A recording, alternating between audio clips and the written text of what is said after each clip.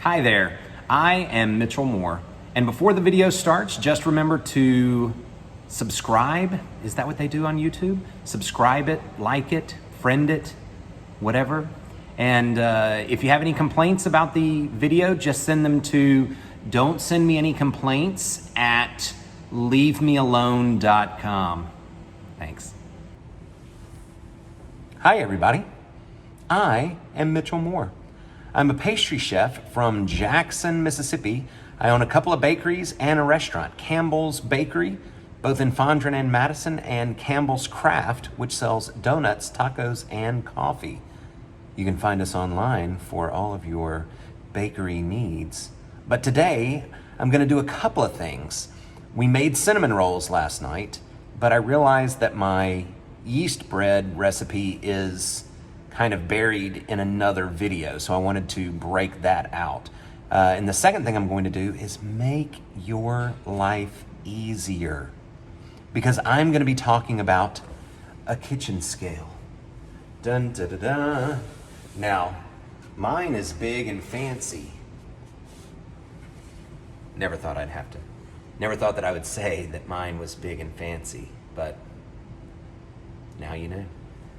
Yours doesn't have to be big and fancy. It's not the size that matters, just that it works. This one definitely works. Now, why is a kitchen scale going to make your life easier? Because watch how easy this yeast bread is to make if you have a kitchen scale, all right? The recipe, which I'm going to give to you in grams because I don't want to encourage imperial measurements. They're bad in baking, and they should go away. The way of the dodo bird. Did it just die out? Yeah, I think it just died out, which is exactly what imperial measurements should do. Instead, we're going to use grams. Now, if you don't want to get a kitchen scale for like 15 bucks off of Amazon to make your life so much easier, that's fine. You don't have to, but that's how I'm going to do it. I'm going to give you the recipe in grams. If you want to know what that is in imperial measurements, use Google. It's not my job, people. My job is to give you the best product that I can. So we tear, I'm going to show you real quick. We tear, you see? Oh, no, you don't. Aha, there it is. We tear it out, which zeroes it out, and then we add 687 grams of flour. Now, I did pre-measure that because it's right on the money, but you don't have to. The sugar, we're going to add 45 grams. Now watch. The beautiful thing about it is you tear it out again, and then you just start pouring sugar in until you reach 45 grams. Let's see. Dun, dun, dun. Almost. Boom, 45 grams. I went over a gram. It's okay. Don't worry about it. Now, the rest I'm going to do up here so you can see. I am building this in this Cambro, but you could do it in a big bowl. It just needs to be large enough so that the dough can rise. So this is what I use here at the restaurant. At home, I use a square one, so it goes out further, but so it doesn't come up as much. That's what it does. The next thing is 121 grams of milk. I'm going to tear it out, and I'm going to pour in 121 grams. This is why the kitchen scale is going to be your best friend. Next, I need salt, about 10 grams. Tear it out and pour in salt until I get to about 10 grams. Almost. There we go. Next, I'm going to tear it out, and I'm going to add about 43 grams of oil. Now, I did not have oil, so I used shortening. I just melted some shortening. You could use margarine, you could use butter, you could use oil. It just needs to be fat. So the recipe should say 43 grams of fat. All right. Then I can put the spoon in there because I can tear it out. It's gonna weigh everything, including the spoon, at 0. So now when I add more stuff, it's gonna know that it's already there. I'm going to add 7 grams of yeast. Yeast from 323.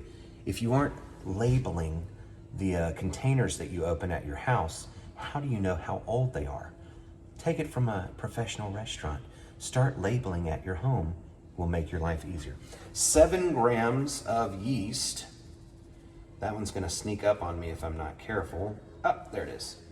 And then, last but not least, 355 grams of water. Tear it out and add 355 grams. This is pre-measured, so I'm going to use all of the water that I have, but you don't have to.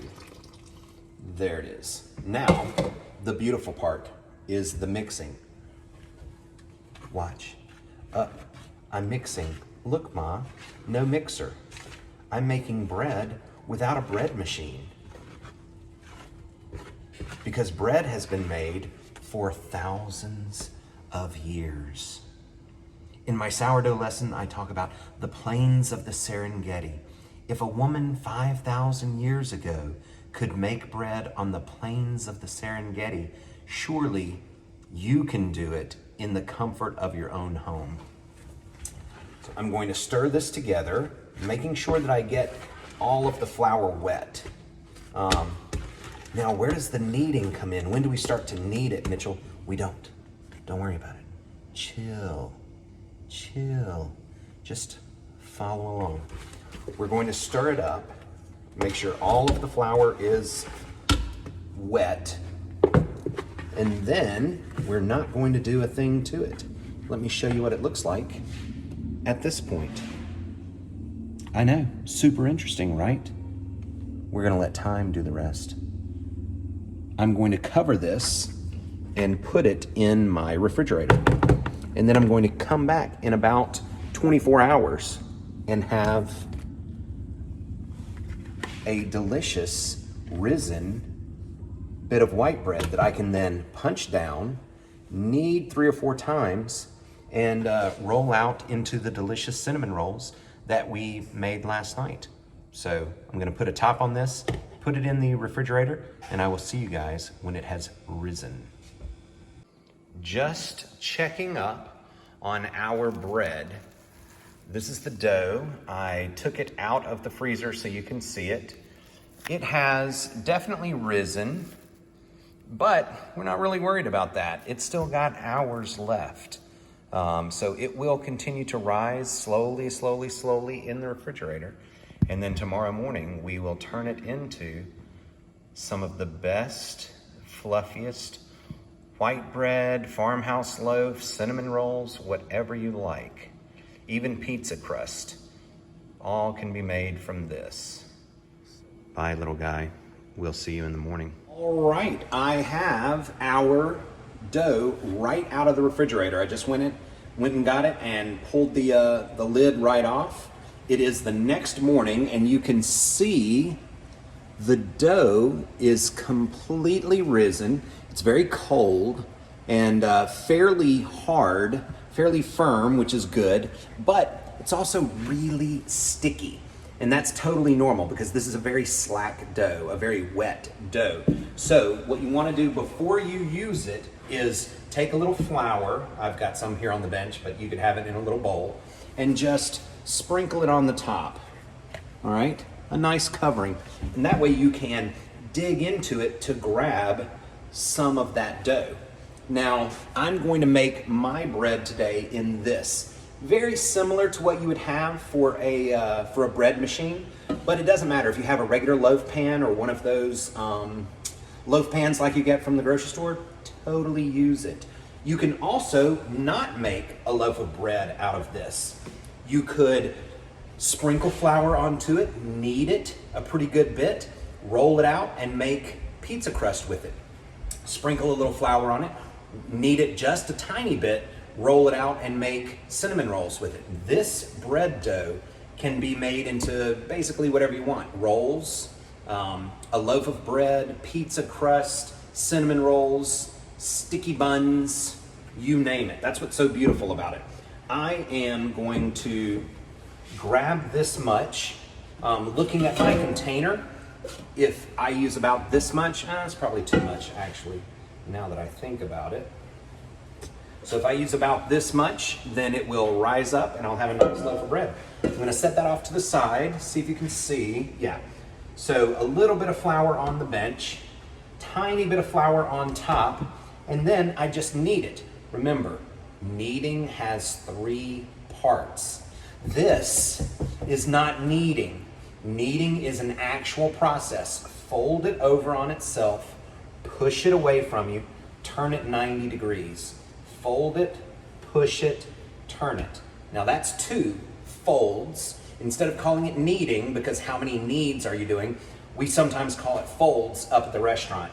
So this is 3 folds, 4 folds, 5 folds, 6 folds, and now here I am on the 7th fold. This is a very, very nice skin that I'm getting here, if you can see that or not. So I'm going to do it a couple more times, tiny bit more flour.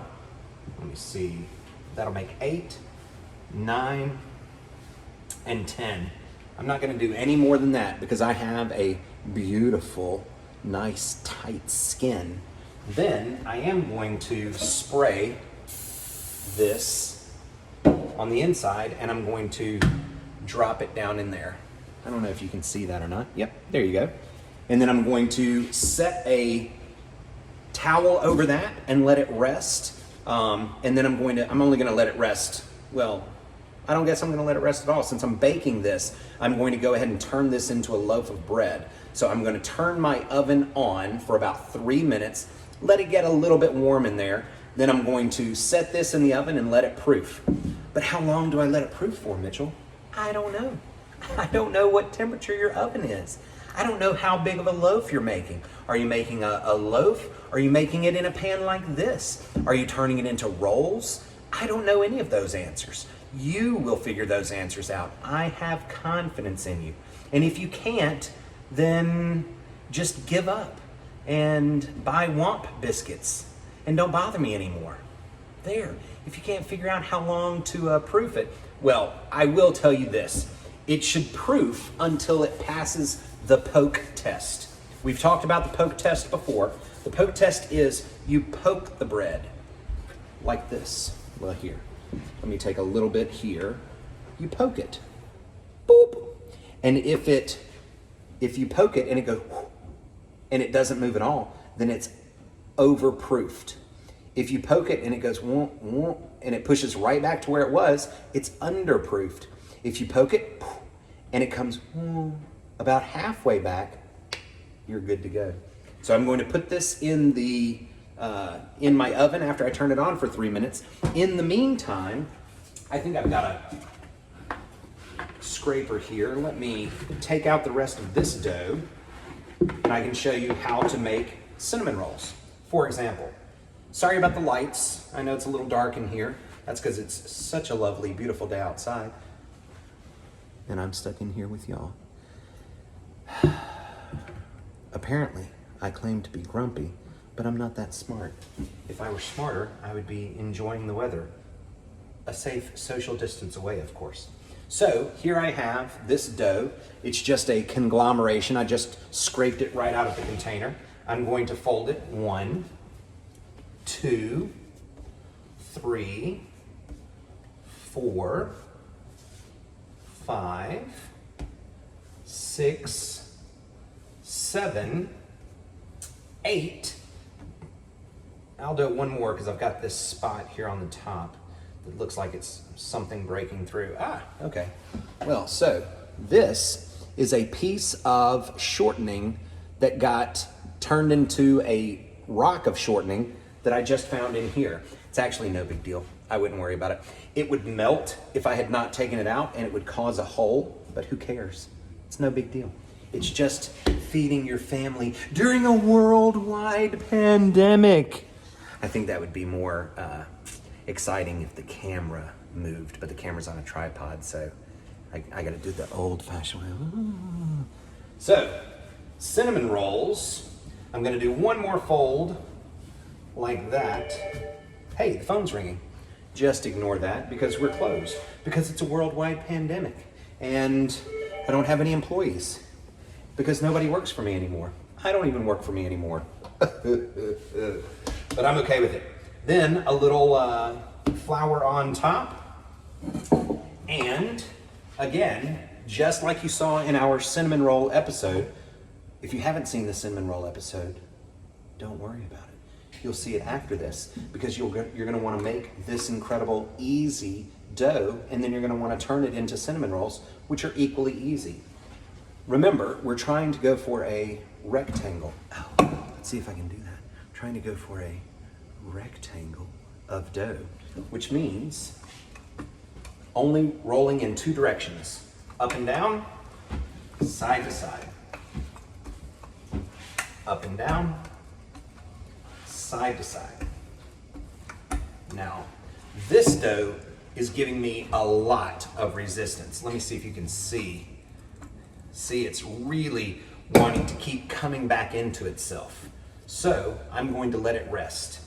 The reason it's doing that is because I just kneaded it, which formed gluten, so it's a little tight, and because it's cold. So cold dough is always going to be tougher.